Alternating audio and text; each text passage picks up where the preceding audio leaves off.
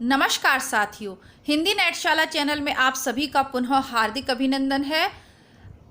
आपकी आगामी प्रतियोगी परीक्षाओं की तैयारी के क्रम में हम पढ़ रहे हैं आधुनिक साहित्य की यह प्रैक्टिस बुक। इसके अंतर्गत आधुनिक काल की प्रथम गद्य विधा नाटक एवं एकांकी की विकास यात्रा को हम देख रहे हैं। इसी के अंतर्गत आज हमारा पहला प्रश्न है, निम्न नाटककारों व उनके द्वारा रचित नाटक में से कौन सा विकल्प गलत है? बालकृष्ण भट्ट नल दमयंती स्वयंवर, भारतेंदु हरिश्चंद्र मुद्रा राक्षस, प्रताप नारायण मिश्र मीराबाई, राधा कृष्ण दास दुखिनी बाला। तो इसका सही ऑप्शन है प्रताप नारायण मिश्र द्वारा मीराबाई नाटक नहीं लिखा गया है। मुद्रा राक्षस अन्य का भी फेमस है, लेकिन भारतेंदु के प्रारंभिक रचनाओं में ये था। तो विकल्प सी यहाँ पर असंगत है। प्रताप नारायण मिश्र का नाटक है संगीत शकुंतला, जबकि मीराबाई की रचनाएं हैं राग गोविंद, राग सोरठा, मुद्रा राक्षस। भारतेंदु हरिश्चंद्र का अनुदित नाटक है मुद्रा राक्षस। भारतेंदु हरिश्चंद्र का अनुदित नाटक है जिसमें चाणक्य की कूटनीति का महत्व प्रतिपादित किया गया है। दूसरा देख लेते हैं, कौन सा नाटक भारतेंदु कृत नहीं है? अंधेर नगरी, हटी हमीर, चंद्रावली, सती प्रताप। तो हटी हमीर नहीं है। भारतेंदु ने भी जो महिला पात्र हैं उनमें जैसे सती प्रताप है, चंद्रावली है और अन्य भी नाटिकाएं इन्होंने लिखी हैं। इन्होंने भारतीय महिलाओं की उन्नति के लिए भी खूब प्रयास किया। इन्होंने जो विधवाएं थी या जो बाल विधवाएं थी उनके लिए बाला बोधिनी नामक पत्रिका भी निकाली। बहुत कम उम्र इन्हें मिली, उस हिसाब से इन्होंने बहुत अच्छा कार्य समाज के लिए लेखन के माध्यम से और नाटिकाओं के मंचन के माध्यम से, पत्र पत्रिकाओं के माध्यम से किया। तो इनका हटी हमीर नहीं है। हठी हमीर प्रताप नारायण मिश्र का नाटक है।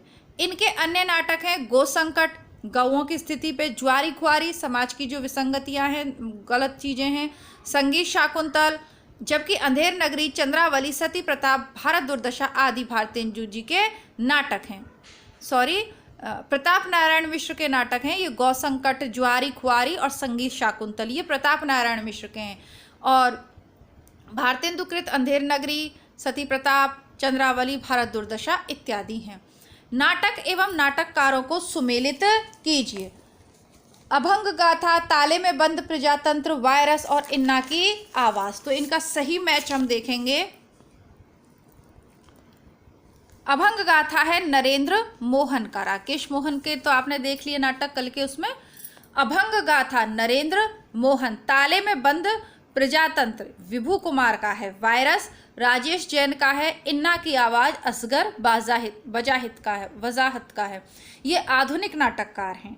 ठीक है, ध्यान से पुनः देख लेते हैं थोड़ा सा, क्योंकि जो प्रसिद्ध हैं, जो चर्चित हैं, जो प्रचलित हैं वो हमें याद रहते हैं। थोड़ा सा कुछ नया आया है। अभंग गाथा नरेंद्र मोहन, ताले में बंद प्रजातंत्र विभू कुमार, वायरस राजेश जैन, इन्ना की आवाज असगर बजाहत का है।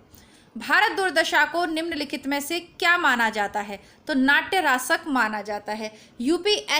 UPHESC असिस्टेंट प्रोफेसर 2021 में ये पूछा गया है। इसके अलावा ये नेट के पेपर में भी मैंने देखा है। नीचे पापा हैं, पापा से पूछिए। उसमें भी मैंने देखा है। और शायद PGT का जो पेपर है या जो आपका फर्स्ट ग्रेड वाला है उसमें भी इसको मैंने पढ़ा है, क्योंकि पुराने पेपर चैनल पे जब हमने किए थे तो ये प्रश्न 2-3 बार रिपीट हुआ है। याद कर लीजिए, भारतेंदु कृत भारत दुर्दशा नाटक तो है, लेकिन एक नाट्य रासक इसको कहते हैं। लास्य, इसे लास्य भी कहते हैं, रासक भी कहते हैं। बाकी के देख लेते हैं। भारत दुर्दशा 1880 में लिखा गया है। भारत दुर्दशा बहुत ही फेमस है, 1880 में लिखा गया है। भारतेंदु जी की अन्य प्रमुख रचनाएं वैदिक हिंसा, हिंसन न भवती और अंधेर नगरी, ये क्या है? दोनों प्रहसन है। विशस्य विषौषधम भाण है। प्रेम जोगिनी नाटक है। नील देवी गीति रूपक है। सती प्रताप पौराणिक नाटक है। अगला देख लेते हैं, सौभाग्य और दुर्भाग्य मनुष्य की दुर्बलता के नाम हैं। ये किसका कथन है? तो ये शकराज का कथन है। यह कथन ध्रुव स्वामिनी नाटक के प्रमुख पात्र शकराज का कथन है। शकराज नहीं, षटकार है वैसे तो ये। स्कंदगुप्त, चंद्रगुप्त, ध्रुव स्वामिनी, ये इनके नाटक हैं। और ये तो देखिए हमने जो है पढ़ लिए हैं। ठीक है, सौभाग्य और दुर्भाग्य मनुष्य की दुर्बलता के नाम है। ये शकराज यहाँ पे दे रखा है, षटकार है वैसे शायद ये सही तो ये जो है ध्रुव स्वामिनी यूपीएचएससी के शायद उसमें सिलेबस में नहीं है, दूसरा नाटक है। और ये प्रश्न इन्होंने ध्रुव स्वामिनी से पूछ लिया था, फिर इस पर ऑब्जेक्शन हुआ तो इसको बाहर कर दिया गया था, इसलिए ये स्टार बना हुआ है। बाकी ये शकटार का है, और ये शकराज भी नहीं, शकटार करके ये, अच्छा सॉरी, ये शकराज हो सकता है क्योंकि हमने चंद्रगुप्त का पात्र पढ़ा है षटकार करके, तो वो ध्यान में था। ध्रुव आपका चंद्रगुप्त और स्कंदगुप्त दोनों हिंदी बुकशाला पे उपलब्ध हैं। ठीक है, जयशंकर प्रसाद के चंद्रगुप्त और स्कंदगुप्त दोनों उपलब्ध हैं, और ध्रुव स्वामिनी जल्दी ही हम पढ़ लेंगे। भारत भारती आप सभी लोगों के सिलेबस में निर्धारित है। भारत भारती हिंदी बुकशाला पे उपलब्ध है, ज़रूर देखिएगा।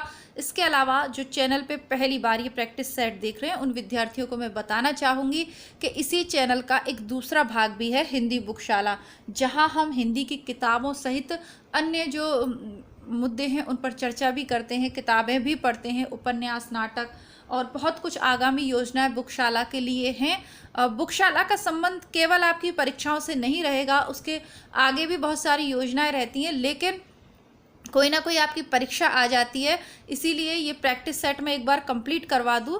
जैसे आधुनिक काल में आपको हिंदी नेटशाला पे करवा रही हूँ, आदिकाल, भक्तिकाल और रीतिकाल वो मैं आपको बुकशाला पे करवा रही हूँ। तो एक बार आपकी ये प्रैक्टिस बुक कंप्लीट हो जाए, उसके बाद हम हिंदी बुकशाला पे बहुत कुछ जो है पढ़ेंगे, सुनेंगे और नया जानेंगे।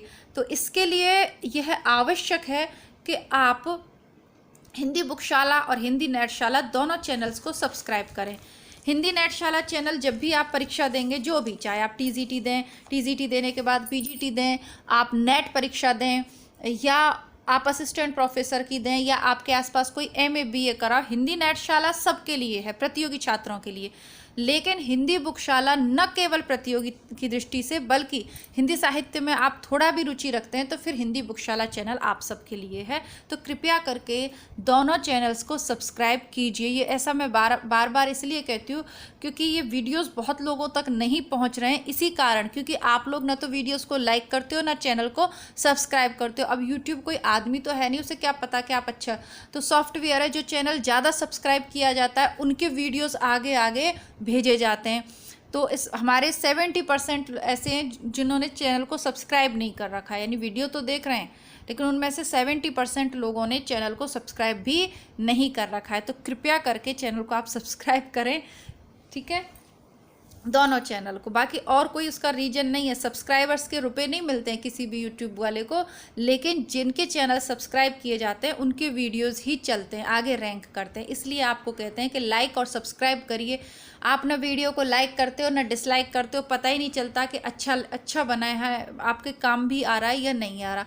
कमेंट करा करिए वीडियो को, क्योंकि आप लोग नए नए जुड़ते हैं, कौन सी परीक्षा की तैयारी के लिए जुड़ रहे हैं वो भी कमेंट बॉक्स में लिखिए, क्योंकि ये प्रैक्टिस सेट तो सबके लिए, पीजीटी, नेट, असिस्टेंट प्रोफेसर, कौन से राज्य से हैं, ठीक है। तो ये सब लोग, आप लोग छोटे छोटे से सही शॉर्ट में कमेंट कर दिया करिए, लेकिन बताया ज़रूर करिए, ठीक है। यूपीएचएससी असिस्टेंट प्रोफेसर 2021 का देखते हैं। भारतेंदु की अकेली प्रतिभा ने हिंदी नाटक साहित्य, हिंदी नाट्यशास्त्र तथा हिंदी रंगमंच की स्थापना की। कथन किसका है? डॉक्टर रामचंद्र तिवारी जी का यह कथन है। शुक्ल जी ने भारतेंदु के नाटकों के विषय में क्या लिखा है कि नाटकों की रचना शैली में उन्होंने मध्यम मार्ग का अवलंबन किया, न तो बांग्ला के नाटकों की तरह प्राचीन भारतीय शैली को एक बार की छोड़ी अंग्रेजी नाटकों की नकल पर चले, और न प्राचीन नाट्यशास्त्र की जटिलता में अपने को फंसाया। 97 नंबर का देख लें। पिता गए, माता गई, गुरुदेव गए, कंधे से कंधा भिड़ाकर प्राण देने वाला चिर सहचर सिंहरण गया। चंद्रगुप्त नाटक में यह कथन किसका? स्वयं चंद्रगुप्त का है ना, क्योंकि उसके कंधे से कंधे मिलाकर कौन चलता था? सहचर सिंहरण चलता था, तो वो भी चला जाता है। तो ये चंद्रगुप्त का स्वयं का कथन है। 1931 में इसको लिखा था। यूपीएचसीएससी में रचनाओं से प्रश्न पूछे, चाहे नेट हो या असिस्टेंट प्रोफेसर हो, आप आरपीएससी के भी कर रहे हैं, तो जो रचनाएं लगी हुई हैं आरपीएससी के सिलेबस की, कॉलेज लेक्चरर हो, फर्स्ट ग्रेड हो या सेकंड ग्रेड हो, लगभग सब रचनाएं मैं करवा चुकी हूँ, है ना। एक आध छूट रही होगी तो वो ध्यान में नहीं होगी, उसे देख लेंगे या आप लोग कमेंट पे बताइएगा। पूरा मैं करवा चुकी हूँ दोनों चैनल पे। इसी तरह आप यूपी से भी अगर हैं तो आपका भी कॉलेज लेक्चरर वाला यदि आप देने की सोच रहे हो तो आपकी भी रचनाएं मैं निरंतर करवा रही हूँ। अंधा युग का वह कौन सा पात्र है जो अभिशप्त जीवन जीने को बाध्य है? हम सभी जानते हैं अश्वत्थामा। अश्वत्थामा वह पात्र है जो अभिशप्त जीवन जीने को बाध्य है। अंधा युग 1955 में धर्मवीर भारती द्वारा रचित एक गीति नाट्य है। 1955 धर्मवीर भारती गीति नाट्य। अंधा युग का कथानक महाभारत युद्ध के अंतिम दिन पर आधारित है। इसमें युद्ध और उसके बाद की समस्याओं और मानवीय महत्वाकांक्षा को प्रस्तुत किया गया है।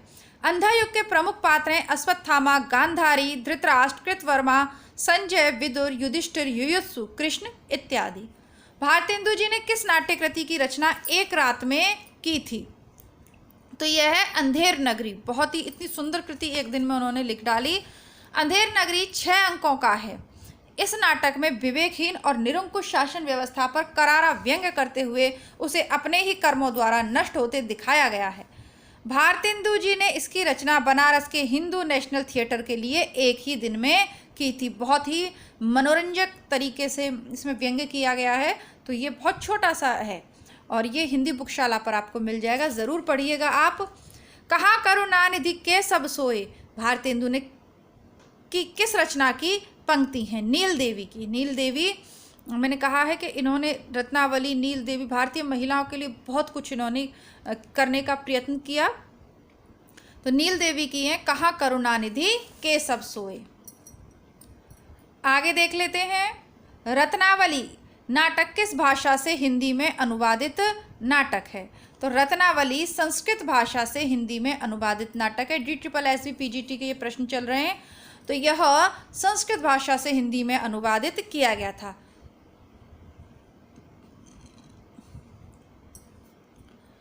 और इसकी जो रत्नावली नागानंद प्रियदर्शी का ये हर्ष के नाटक है। संस्कृत के जो कवि हैं, लेखक हैं हर्ष, उनके नाटक है।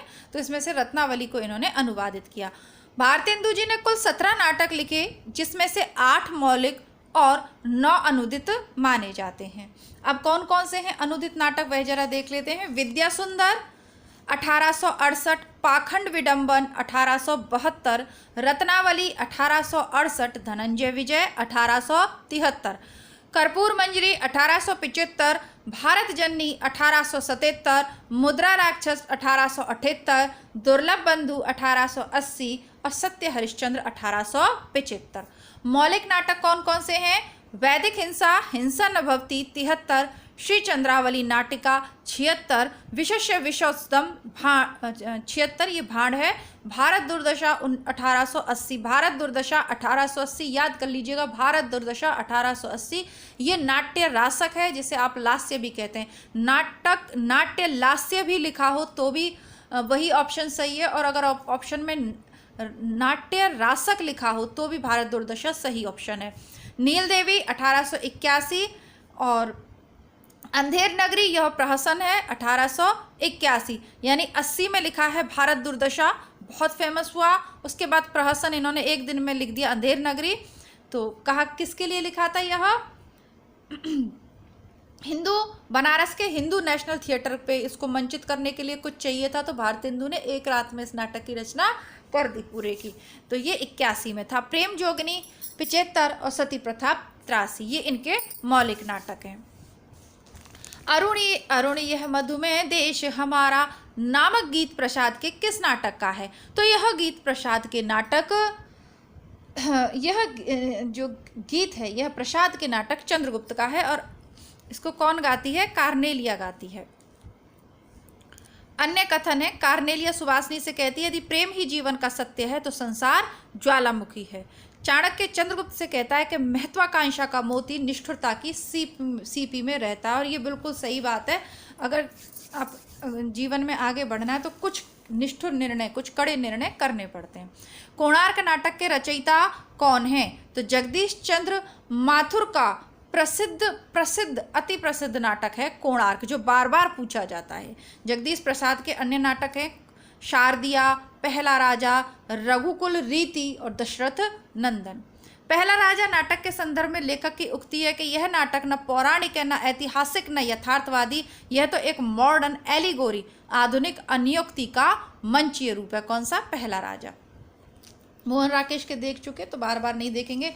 अंधा युग में कुल कितने अंक हैं? तो अंधा युग में 5 अंक हैं। मैंने बार बार आपसे मेरी ये रिक्वेस्ट है कि आप अंधा युग पढ़कर जरूर जाइएगा। यदि सिलेबस में है तो DSSB में पूछा है 2-3 बार, 3 बार पूछा है। यूपी PGT में भी पूछा और नेट में भी इसको पूछा गया। आप PGT वाले TGT वाले ये ना सोचिएगा कि अलग से रचनाएं हैं नहीं सिलेबस में तो पूछा नहीं जाएगा। पूछा जाएगा, क्योंकि ये प्रतिनिधि रचनाएं हैं अपने वर्ग की, यानी गीति नाट्यों में अंधा युग प्रतिनिधित्व करता है अपने अन्य रचनाओं का, तो इसलिए इसको पूछ लिया जाता है। बाकी फेमस है अपने युग की तो पूछ सकते हैं। प्रकाश और परछाई किस एकांकीकार की रचना है? प्रकाश और परछाई किस एकांकीकार की रचना है? ये मुझे भी नहीं आता। सही ऑप्शन है विष्णु प्रभाकर की। ठीक है, ये आपकी प्रकाश और परछाई विष्णु प्रभाकर की रचनाएं हैं। और इनकी अन्य एकांकियाँ थी क्या वह दोषी था, 10 बजे रात, ऊंचा पर्वत गहरा सागर, ये रेखाएं, ये दायरे, इंसान। जबकि धर्मवीर भारती की एकांकी थी नदी प्यासी थी। हरिकृष्ण प्रेमी जो अन्य ऑप्शन है वो देख रहे हैं, उनकी एकांकी है बेड़ियां, बादलों के पार, वाणी मंदिर, नया समाज, पाश्चात्य, यह भी खेल है, रूप शिखा, मातृभूमि का मान और निष्ठुर न्याय। इसी के साथ आज की कक्षा को समाप्त करते हैं। कल पुनः मैं आपसे मिलती हूँ आगे के प्रश्नों के साथ। तब तक के लिए नमस्कार, धन्यवाद, जय हिंद। वीडियो आपके काम का हो तो वीडियो को लाइक ज़रूर कीजिएगा। धन्यवाद।